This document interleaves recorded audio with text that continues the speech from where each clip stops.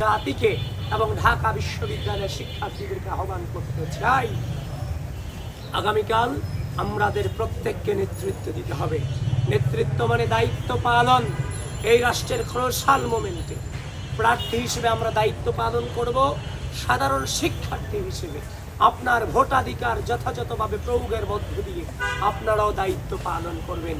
এটুকুই আপনাদের কাছে আকুল নিবেদন। প্রত্যেকটা মুহূর্তে বাজে বাজে পরিস্থিতি অতিক্রম করেছি। স্বাধীন এই সার্বভৌম 5 আগস্ট পরবর্তী বাংলাদেশে আবারও সেই একই নোংরামির শিকার হতে হবে, সেটা সত্যিকার অর্থেই চরম বেদনাদায়ক, চরম বেদনাদায়ক। এই বন্ধুগণ, আবারও বলছি, যারা মানবাধিকারে বিশ্বাস করে না, মত প্রকাশে বিশ্বাস করে না, ঢাকা বিশ্ববিদ্যালয়ের শিক্ষার্থীরা আগামীকাল তাদেরকে ব্যালটের মধ্য দিয়ে জবাব দিবে ইনশাআল্লাহ। ধন্যবাদ সবাইকে। আবারও আপনাদের সাথে দেখা হবে। কোনো প্রশ্ন নেবেন না?